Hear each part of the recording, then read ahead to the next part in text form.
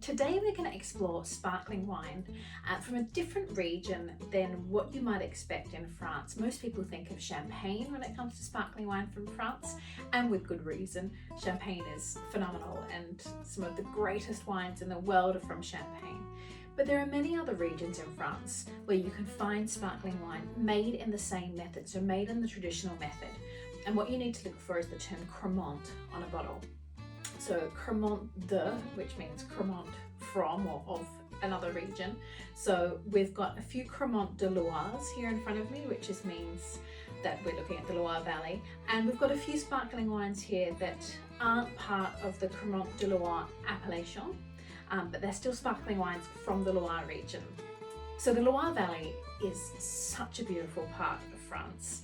That's where you'll see lots of the fairy tale castles, and the Loire River runs through the region from the coast all the way inland, and you get a very different range of terroirs, soil types, climates, and very different wines that are made there as well. What we have in front of us covers about 240 kilometres, which is quite a long region. I live in Margaret River, and you think that it's 100 kilometres from north to south.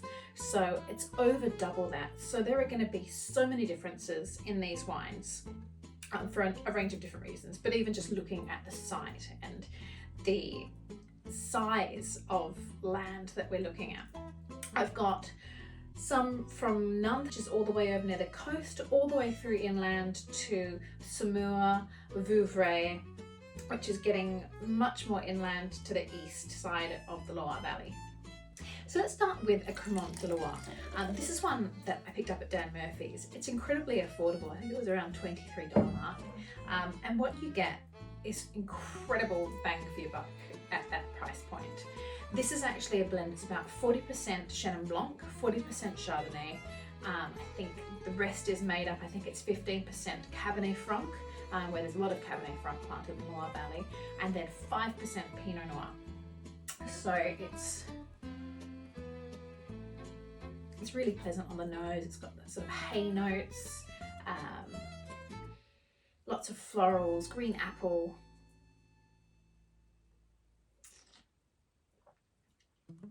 And it goes down really easily on the palate. This has about 12 grams of residual sugar, so it's definitely not a super dry sparkling, but that does make it quite approachable.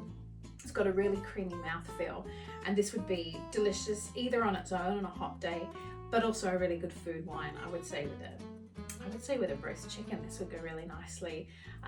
Maybe some creamy cheese. Goat's cheese is always a really nice cheese to pair with wines from the Loire Valley, because there is a lot of dairy from goats that is produced there.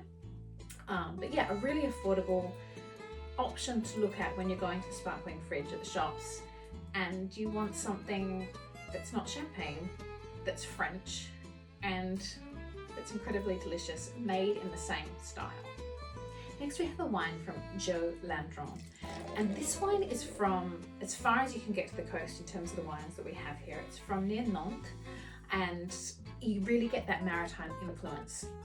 The wine itself, to me, it smells like fresh seaweed that's washed up on the shore on a stormy day. There's lots of minerality, sort of kelpiness,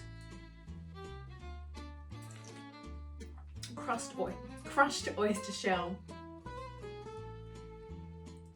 It's really very refreshing. It's very interesting. It's very savory, and I actually think it would be a natural pairing to have with oysters, because obviously you're going to have the interplay of that ocean-like salinity, but the creaminess of the oysters would be really nicely balanced with the crispness and the freshness of this wine. Next up we have a wine from Vouvray, which is very much further inland than Nantes. Very different terroir. This is 100% Chenin Blanc, so a different grape variety completely to the previous one. Very different colour, you can see it's much more golden, and I'm probably going to pronounce this terribly, but it's from Domaine de Aubusieres. Again, really affordable. I think this was around $30 to $40, which for a traditional method sparkling wine from France, or from anywhere really. I mean, in Australia we make some amazing traditional method sparklings as well, but it's a very labour intensive process to make a traditional method sparkling wine, which is why amongst a few other reasons, you are looking to spend more money on a bottle of sparkling of this kind.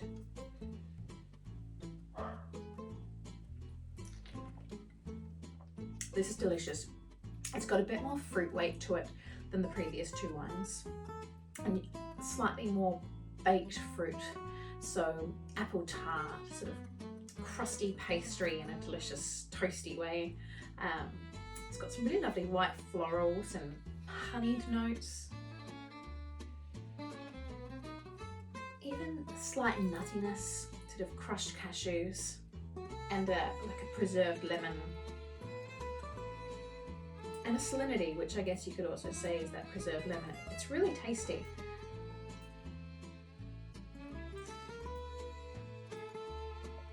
It has a slight bitter almond finish in a very pleasant way. So this next wine I think is possibly my favourite in the lineup. Not possibly, it is. It's the Francois et Julien Pinon 2018, and this is from Vouvray as well, so the same region. 100% Chenin Blanc, zero dosage, and it's organic. So in the Loire Valley you'll find a lot of producers are organic or biodynamic. It's really quite the norm over there, which you could say they're ahead of the game, but I think it's more part of the tradition and just the way that the land has been farmed for quite a period of time. Looking at this wine, it's got so much minerality, and that's probably because it is on really beautiful limestone chalky soils. Oyster shell, crushed oyster shell, baked apple, florals, there's a bit of nuttiness, there's actually a little bit of herbaceousness as well.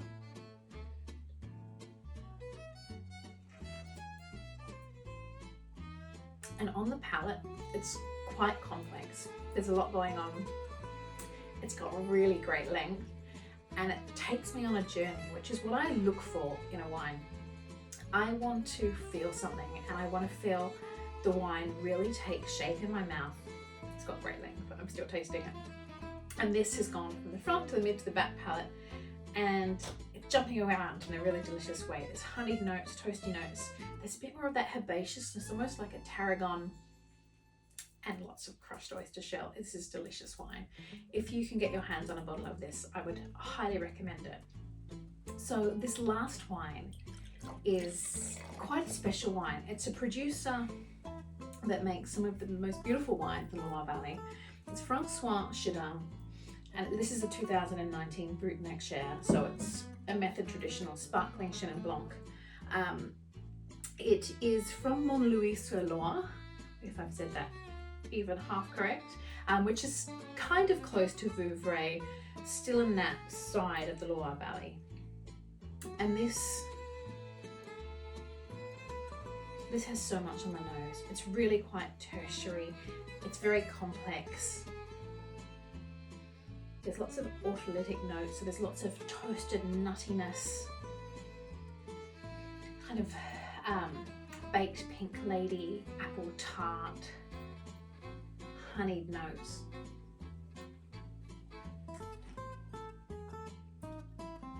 There's a lot on the palate. It's great fruit density, great fruit weight.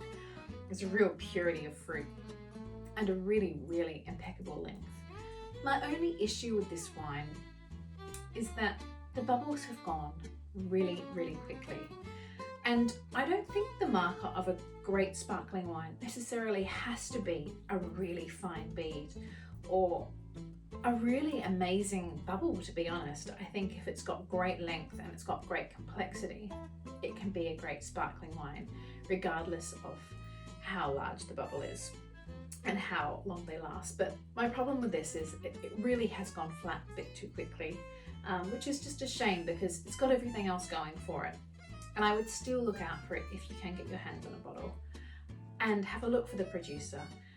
If you really want to understand Chenin Blanc and Chenin Blanc from the Loire and this part of the Loire, you really can't go wrong, and it's worth buying a vintage whenever you can to see the variation as well of what happens year in, year out. Cheers. This is just a few sparkling wines from the Loire Valley. I'm tasting a few more for a stirring writing, but I thought it would be worth sharing the diversity and just a little glimpse into the characteristics that you can get from the wealth of terroir within the Loire Valley. It's worth hunting them out. Cremant's a great value. They're a great alternative to champagne.